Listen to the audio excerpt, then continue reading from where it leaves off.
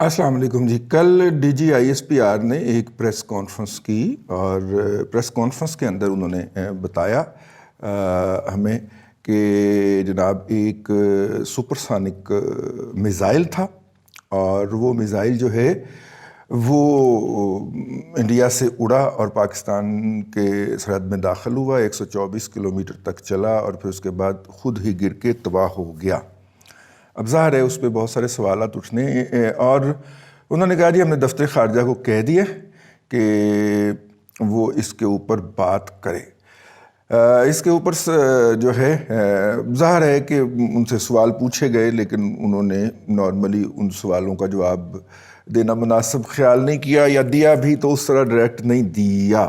مطلب اس میں ایک تو یہ تھا کہ کیا اس کے خلاف سپرسونک کے خلاف ہمارے پاس بھی تو ہے نا اینٹی میزائل سسٹم چائنا کا دیا ہوا، تو چائنا سے ہم نے جو پچھلے دنوں ہی لیا ہے، تو کیا وہ اس علاقے کے اندر اس کی بیٹریاں متعین نہیں تھیں یا ان کی ریچ میں نہیں تھا. اس طرح کے سوالات جو ہیں ڈائریکٹ یا انڈائریکٹلی پوچھے گئے، لیکن انہوں نے ان کو بڑے ٹیکٹفلی پیار سے وہ کیا. مجھے پریس کانفرنس کا مطلب سمجھ نہیں آیا کہ اگر دشمن کو جوابی طور پہ انہوں نے پیغام نہیں بھیجنا تھا تو نظر نہیں آیا کہ جی عالمی برادری دیکھے اور یہ کرے اور وہ کرے. تو خیر اس پہ اوپر سب سے جو پہلا میری نظر سے رسپانس گزرا ہے وہ ہینس کرسٹنسن صاحب کا ہے، اور وہ ڈائریکٹر ہیں nuclear information project federation of American scientist right nuclear notebook and SIPRI world nuclear force. انہوں نے کہا کہ جی انڈین میزائل جو ہے وہ کریش ہو گیا، پاکستان کے علاقے میں کریش ہو گیا. بھائی پاکستان کے علاقے میں افواہیں ہیں کہ یہ میزائل جو ہے یہ برہموس تھا. برہموس وہ میزائل ہے جو سپرسونک میزائل ہے. سپرسونک میزائل کی جو سپیڈ ہوتی ہے وہ کوئی 2.5 میک سے 3 میک کے قریب ہوتی ہے اور بہت تیز، یعنی کہ بہت تیز ہوتا ہے. ٹھیک ہے. اور انہوں نے کہا کہ اس کے بارے میں افواہیں ہیں کہ یہ نیوکلیئر کیپیبل ہے. انہوں نے کہا جی اگرچہ میں اس طرح کی کسی سے آگاہ نہیں ہوں کہ یہ نیوکلیئر کیپیبل ہے یا نہیں ہے،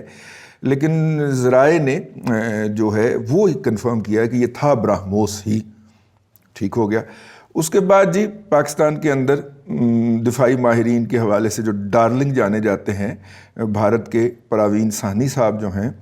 انہوں نے کہا کہ برہموس جو ہے وہ نیوکلیئر کیپیبل نہیں ہے. وہ ایک جسے کہنا چاہیے کہ یہ تینوں فوج کے پاس ہے، یعنی کہ بحری، بری اور فضائی افواج بھارت کی ان کے پاس ہے. رشیا جو ہے وہ اس کے اندر کنٹریبیوٹ کرتا رہتا ہے یا کر رہا ہے. اور اس کے علاوہ انہوں نے کہا کہ جناب یہ چھوٹی موٹی اس کے اندر مینٹیننس وغیرہ چلتی رہتی. اس طرح کی کوئی بات لکھ کے انہوں نے اپنا ٹیکنیکل نقطہ نظر دیا. پاکستان سے میں اس لیے کسی کا ویو نہیں لے رہا کیونکہ زیادہ تر جو ہیں وہ مختلف فورمز کے ہیں. جس طرح پاکستان اسٹریٹجک فورم ہے، انہوں نے یہ بتایا ہے. میاں چنو علاقہ جو ہے وہ پاکستان میں زرعی جو آلات ہیں، ایگریکلچر امپلیمنٹس جو ہیں، ان کو بلانے کی وجہ سے معروف ہے. ہماری بہن عائشہ غازی جو ہیں وہ ان کے دادا نے وہاں پہ غازی کے زرعی آلات کے نام سے وہ ایک شروع کیا تھا، اور پھر وہ ظاہر ہے کہ ایک انڈسٹری جب لگتی ہے تو پھر ارد گرد کے ہمسائے بھی دیکھ کے اچھا ایک بنا رہے ہیں اسی بنانے. ٹھیک ہے. تو پھر جمال کے زرعی آلات، یہ وہ علاقے میاں چنو جو ہے اس حوالے سے بہت معروف علاقہ ہے.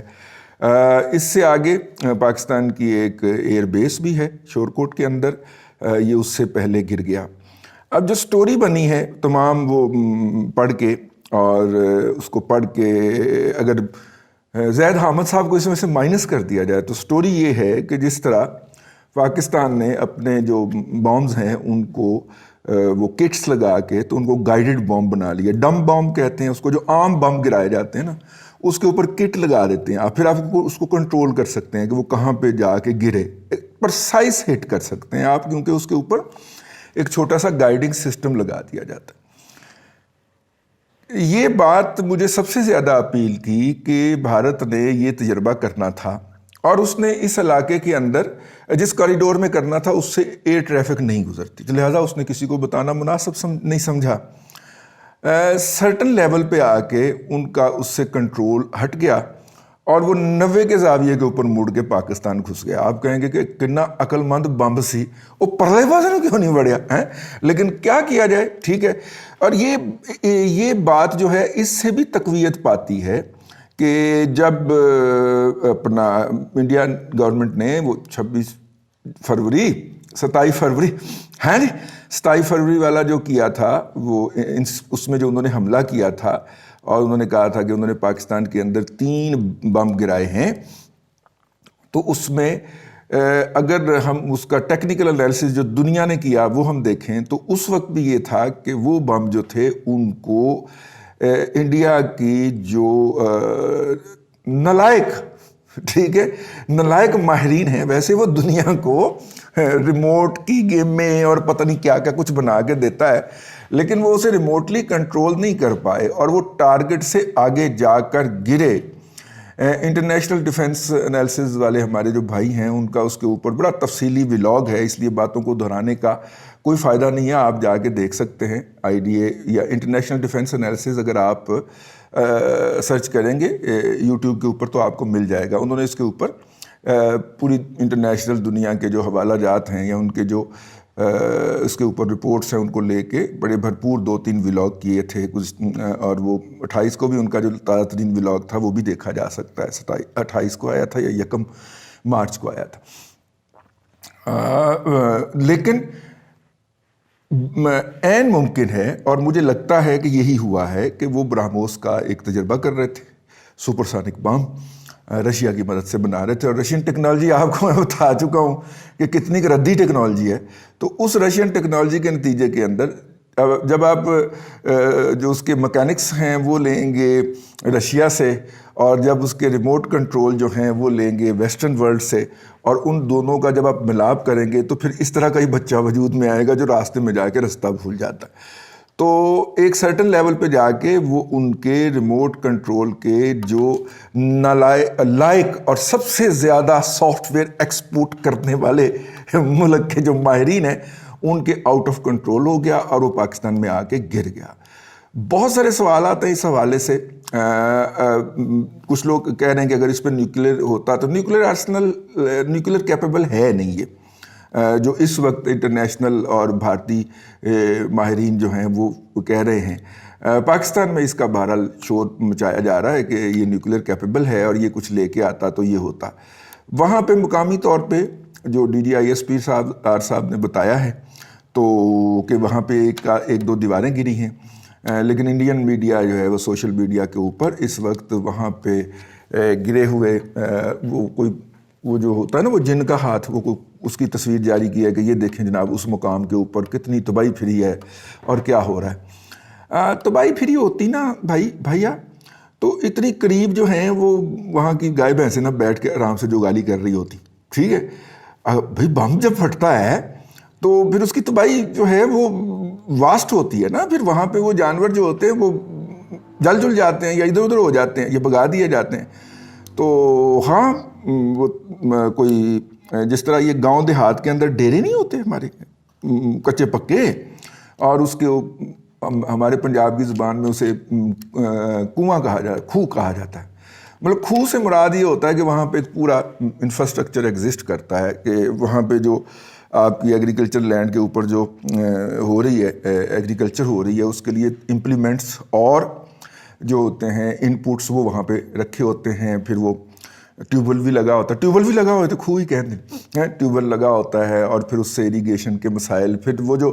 زمین کے مالک زمیندار صاحب ہوتے ہیں وہ بھی وہیں پہ آ کے بیٹھتے ہیں، اور جو لیبر کام کر رہی ہوتی ہے یا جو مزارہ ایک دو مزاروں کی فیملی بھی وہاں پہ ہوتی ہیں جو کہ وہ کام وام کرتے ہیں کھیتوں کے اندر، تو اس کو ہم کھوہ کہہ دیتے ہیں، ٹھیک ہے۔ تو کھوہ جو ہے اس کے اوپر لگا ہے کہیں پہ اس طرح کا کوئی جگہ ہے، اور وہاں پہ کچھ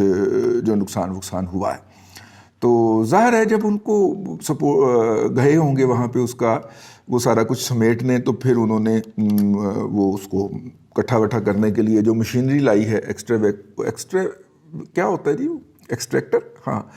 اس کی تصویر جاری کر کے انڈین میڈیا خوش ہو رہا ہے کہ ہم نے بہت زیادہ پاکستان کے اندر تباہی پھیر دیا۔ سوالات اس بارے میں دو ہیں، اور وہ یہ ہیں کہ کیا پاکستان کے پاس ایسا کوئی سسٹم تھا؟ میرے علم کے مطابق تو ہے۔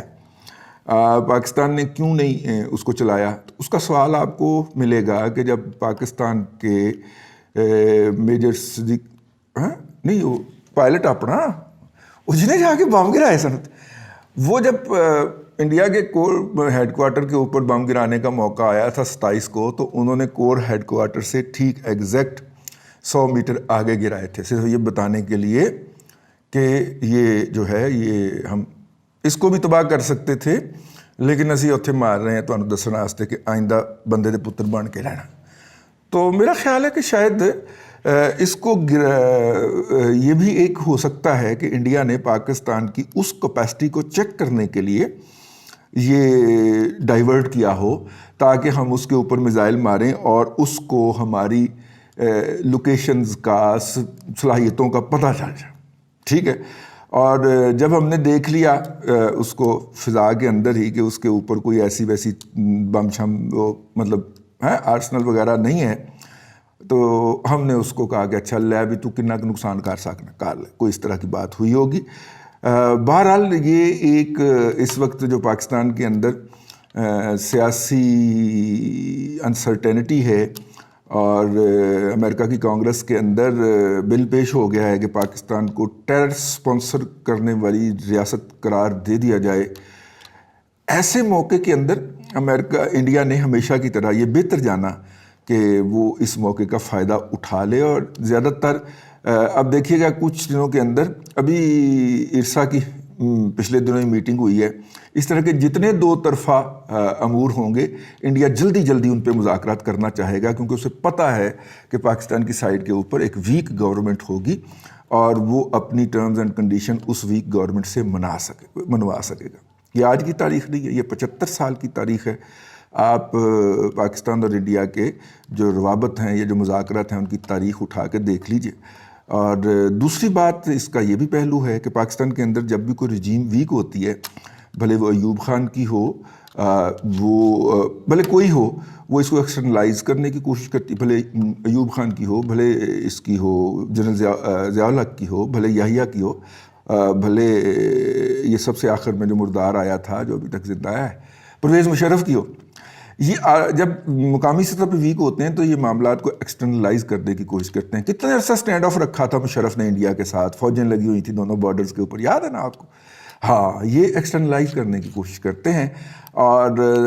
تاکہ انٹرنلی تھوڑا سا فاطمہ جناح صاحب کو زہر دے کے قتل کیا گیا، اور جب یہ بات اٹھی تو فوری طور پہ انڈیا اور پاکستان کی جنگ ہو گئی 65 والی، ٹھیک ہے۔ تو آپ کو پتہ ہے کیا جنگ تھی، تو میں اس کو دہرانا نہیں چاہ رہا۔ تو اللہ کرے کہ کوئی اس طرح کا کوئی وینچر نہ ہوا ہو، سینٹی پرویل کرے دونوں سائڈ کے اوپر، جنگ کسی مسئلے کا حل نہیں ہے۔ اگر کسی کو زیادہ جنگ چڑھی ہوئی ہے تو وہ جا کے یوکرین کے لوگوں کا حال دیکھ لے اور رشیا اور بیلاروس کے لوگوں کا حال دیکھ لے۔ اللہ آپ کو آسانیاں عطا کرے اور آسانیاں خلق خدا میں تقسیم کرنے کی توفیق عطا کرے۔